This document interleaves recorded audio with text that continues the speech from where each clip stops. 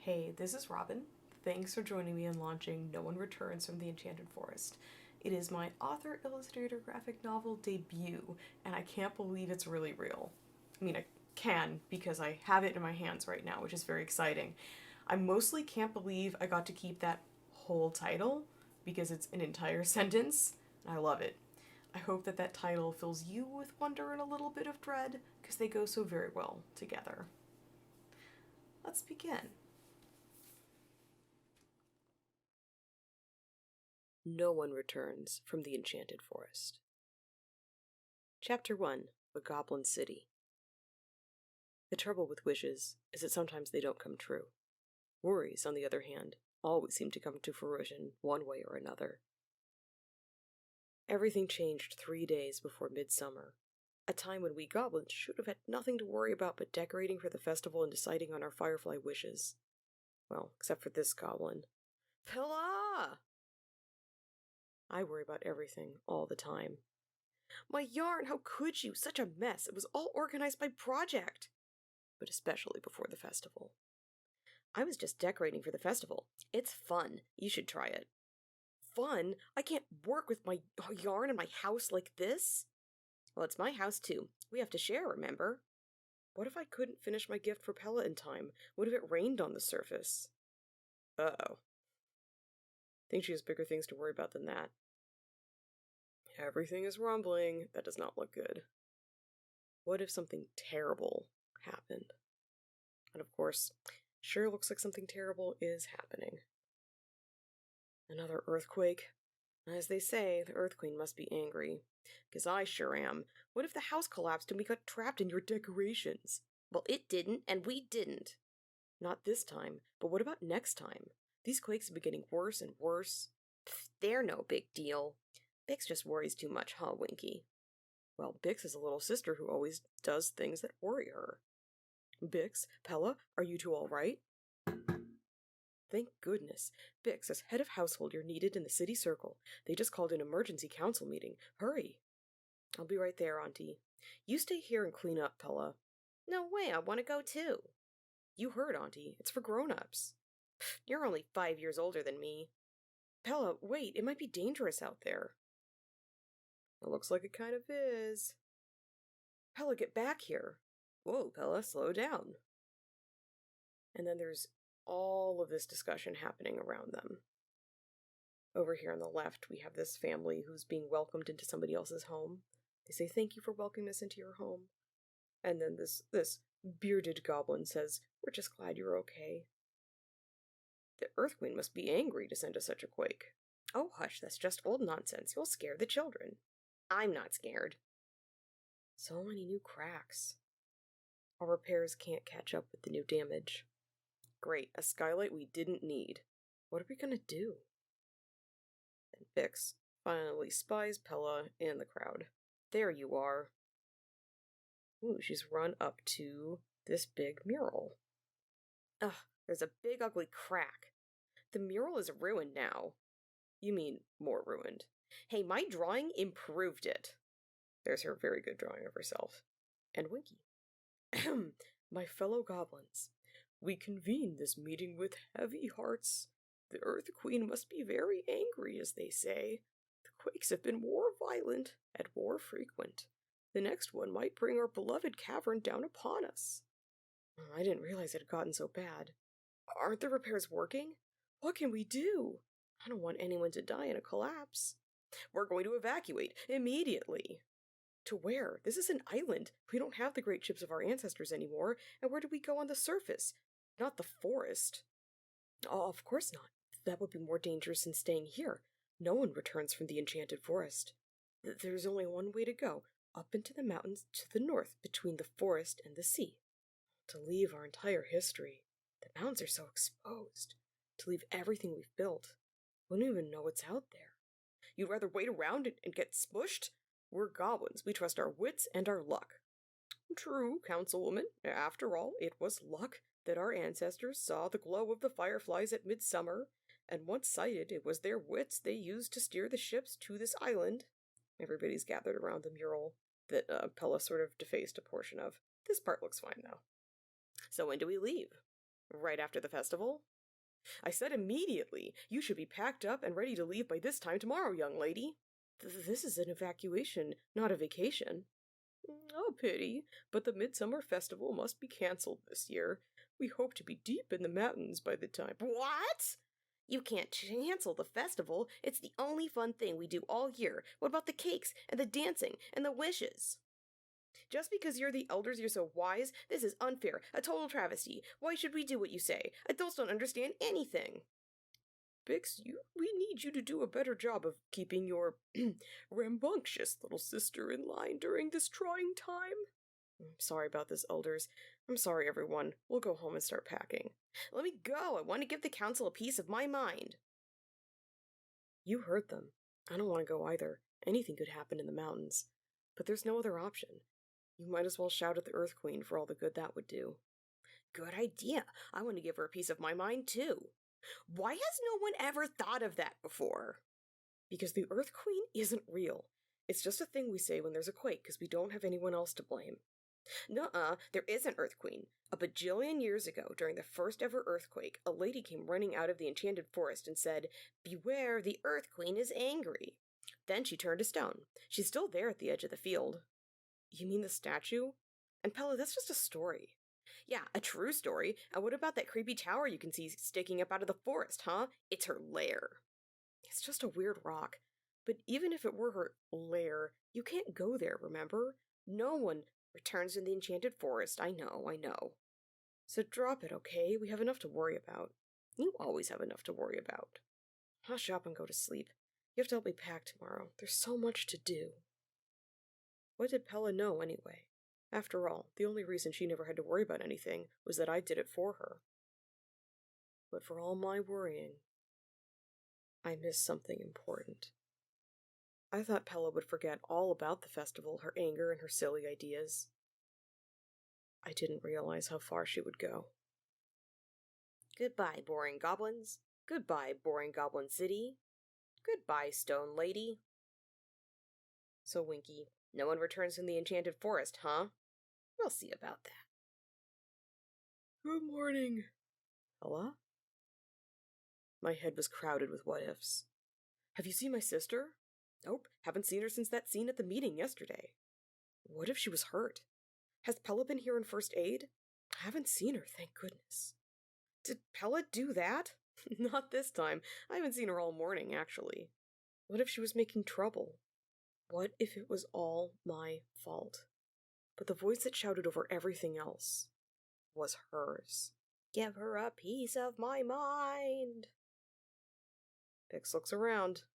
And, no apples? No Winky. Oh, Pella, you brat. Pella was in danger. She needed someone to rescue her. How could you just do something so foolish, so risky, and at a time like this, when I need you the most? Someone strong and brave. Did you ever stop to think about how much you worry me? Unfortunately, all she had was me. Hey there, Bix, did you find Pella? Don't forget we leave at noon today. Where are you going, Bix? If we're not back in time, leave without us. Hey, Bix, never seen you up here before the festival. I thought you were scared of... It's Pella. Your little sister? Haven't seen her. Mysterious curses that turn you to stone don't exist. The Earth Queen doesn't exist. But the Enchanted Forest sure does. There it is, right in front of her. I'd never been so scared and confused in my life. What if there really is a mysterious curse and I'm doomed? What if Pella's not in there at all? What if she is, and she needs help? What if... Pella's hair tie. She's really in there.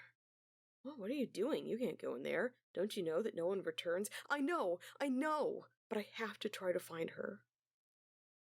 I didn't look back as the forest swallowed me up. Chapter 2. The Enchanted Forest. I'm certain Pella didn't look back either, despite growing up hearing stories about the Enchanted Forest.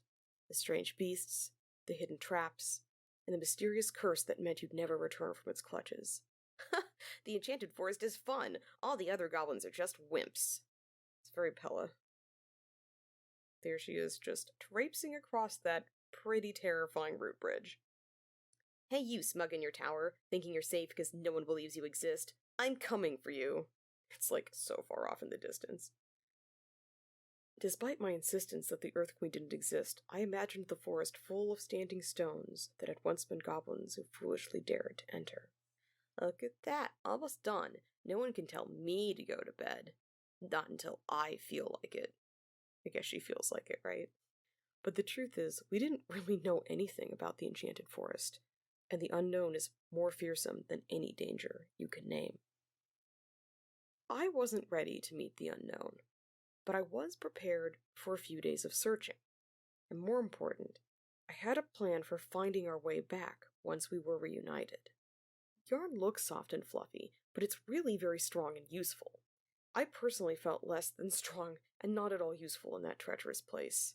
There she is being chased around the tree by a bug. It's a pretty big bug, so I can't blame her at all. All I could think about was finding Pella and getting out of there. Those are some weird looking trees, huh? Just had to climb up some little ledges there. Which way would you go, Pella? Okay, so here we have some slippery mushrooms, which we did see Pella slide down. Dangerous rocks, sheer cliffs. There's the hole of doom, as Bix is seeing it. Are those bones? Those are definitely bones. There's scary monster eyes. Here's how Bix is seeing everything. Here's how she imagines Pella is seeing everything. You'd probably take the most dangerous route just because it looked exciting. She, of course, saw that as a fun mushroom slide. Bet Bix would be scared if I climbed on these rocks. Pfft, heights, whatever. I am personally very afraid of heights, so I cannot relate to you, Pella, here. I could totally jump this hole. Ooh, jungle gym. Some jerks I could probably take in a fight. I think Bix knows her sister very well. Alright, so maybe those weren't trees. Alright, so maybe a giant bird just snapped that yarn. No biggie, right? It'll be fine. It'll be fine. Bix has no idea this is happening. Pella, if you can hear me, you better show yourself right now. Well, that's not a good sound. Bix is terrified and running, and everything is a big mess. All my what-ifs were coming true. I was so scared. That is a big spider, too. Like, I'm not thrilled about that big spider. I love bugs, but I'm not sure I would like a bug that was the size of me, because I don't think it would like me for anything but dinner at that point. Also, again, afraid of heights, not loving it. And there she is, slipping, and that is not great. Meanwhile, what's this? Huh? Gotcha! Whoa! Oh! Oh no, not the water! Ah! Poor Bix. We are not going off this cliff. Hold on down there. Bix does hold on, for better or for worse. That was too close. Good thing I was around to catch you. Are you okay? Can you talk? You have a hat, and usually things with hats can talk. In all my worrying, this was a scenario I hadn't come up with. Hey, who are you? What did you do to my yarn? And I do not like surprises. Is this your string? It's a really pretty color. That yarn is my only way out of here. Now I'm doomed. Oh, really? I was a fool to think I could find her in the first place. We're both just gonna be lost and turned to stone, and no one will ever find us! As she's pulled up. There, much better. Hey, don't cry. You're safe from the water now. You're lucky, because if you'd fallen in. Safe? Lucky? You ruined everything. Were you trying to fall? Why would you want to do that? You don't look like a water nymph to me. What? No, what are you talking about? The yarn was my way out of the Enchanted Forest, and you untied it. I didn't untie anything. I just found the end and hung on tight. Someone else must have untied it. Sure, someone else. Bix is not buying this at all. Now that that's cleared up, we can be friends. We're not friends. If we were, you'd know I don't like to be hugged. Oh, okay. Well, I'm Cece. I'm a tree troll, and I love hugs. Who are you?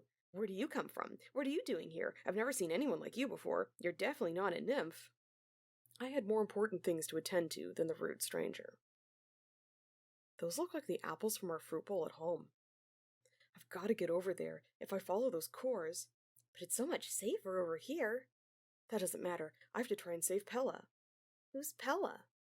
My little sister. If she insisted on asking so many questions, she might as well know. She ran off last night, despite it being the worst possible time for one of her pranks. Why would she do that?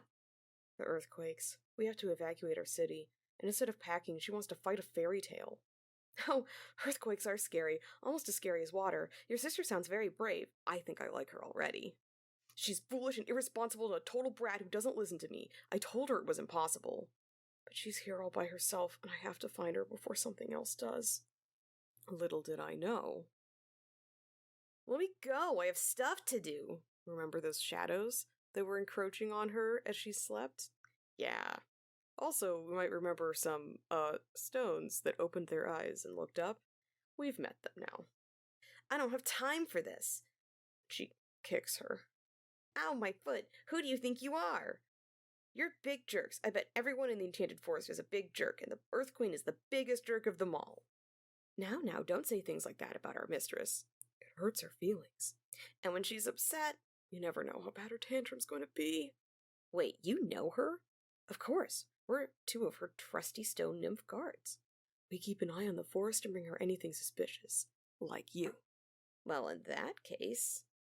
Why didn't you say so? Let's go faster. I haven't got all day. Are we there yet? Chapter 3 is called The Earth Queen, but you'll have to read it yourself to find out more about her, if she even exists. No One Returns is about two very different sisters, and a new friend who's even more different from them. Bix and Pella barely get along. The way they think and how they act are so different that they are almost incompatible. But without one or the other, this epic adventure and valiant attempt to save their city would never have happened. My own little brothers and I are very similar in a lot of ways. We're all kind of like Bix with a little bit of Pella. That is, we're all a bit rebellious alongside our kind of anxious, thoughtful sides. I've spent a lifetime so far trying to learn to value who I am, but also to value people who are nothing like me. Someone as confident, single-minded, and tenacious as Pella can get into a lot of trouble, but they can also help instigate big, important changes. Someone with the kind of overthinking, anxious personality that Bix has, and me, has maybe serious and quiet, but they can also focus that amount of care onto people and problems that really need help. One of the problems that the goblins have in this book is that they are very small and edible by the standards of so many of the creatures that live in the Enchanted Forest. So this is a spoiler, but one of the secrets of the forest is that it isn't just enchantment that makes it dangerous, it's the ecosystem itself. An ecosystem is a way of looking at all the living things in an environment and the things like rocks and water that make up the environment and how they interact. It usually means tracking who eats who. At the back of my book, I have some cool stuff, like a map and some creature designs with a little bit of extra info about them for people who want to become fantasy biologists, which is definitely a dream job, right? Definitely my dream job. So before I say goodbye, I'm going to do a little drawing, and you should draw too. I have this template, but if you can always draw your own if you like to have even more creative freedom. But I'm going to create a creature, so let's think up something we really, really would not want to meet if we were a small goblin who wandered into the Enchanted Forest. I have some inspiration up here. Not so much creatures as my little characters. And I'm cheating a tiny bit, not because it's digital art, which is not cheating, it's still art, but because I had an idea for a really spooky monster and I really wanted to draw it. So I have a really light sketch back there to guide me, but I'll still take you through this drawing. And if you don't want to draw a spooky thing, you could draw something wonderful to meet in the Enchanted Forest, because as you read the book, you'll find that actually they need a lot of neat things. Not everything in the Enchanted Forest is bad. So I love the idea that these antlers, you could have a thing with antlers, and the antlers would be a really similar shape to the branches, so it would camouflage. I'm really into camouflage. There's a lot of creatures in this book that camouflage. And I think it's going to be this big, eerie shape that could just be a rock. You could mistake it for a rock. A big, mossy rock. So you're just, oh, see this nice big shape, and we're just, all these little broken lines are showing you all this texture that could be its long algae-covered fur, like maybe a sloth, right? Maybe it does have moss growing on it, or maybe it just kind of looks like that. Because everything in this book has a neat nose, I'm going to give it this long pointy nose, and that might be a thing that would give it away. So maybe it tries to hide its nose sometimes. And then buried in all that fur, we're going to have these little glowy eyes. You just know they'll be red and glowing. Ooh, or maybe they'll be, like, green and glowing, like a cat's eye shine. If you've ever seen a kitty cat in the dark, you will know that their eyes look like they're glowing, and they're not really glowing. It's just part of how they see in the dark, but it's really cool. Excellent. And then we're getting in... Oops. Clip Studio wanted to save so that things wouldn't be lost if my computer lost power. That was very nice of it. But it did happen in the middle of this. Alright, here's another piece of the antler. This is going to get a little hidden by the other branches, which is, I think, exactly what this creature would like to have happen. It wants to be hidden in the branches, right? That's what camouflage means. It wants to look like the things in its environment so it can hide. There we go. We've got this nice, eerie creature. And if I were using watercolor, I think I would just go ahead and paint over it. But because I'm doing this digitally, we're going to kind of paint under it. Yeah, we're going to give it this, like, really, it's like a subtle brown, so it's kind of a boring color, but that's what's so scary, is you wouldn't even notice it was there at first.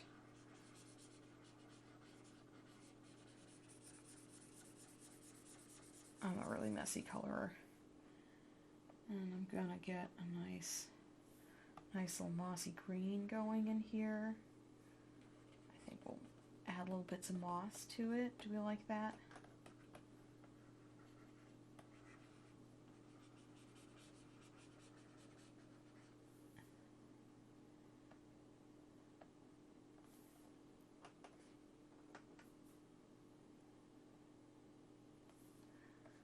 I'm just gonna add some more little kind of neat light brown colors that are just a little bit to help add some definition. Some definition to it. You can see that those are little holes that make it nice and wispy.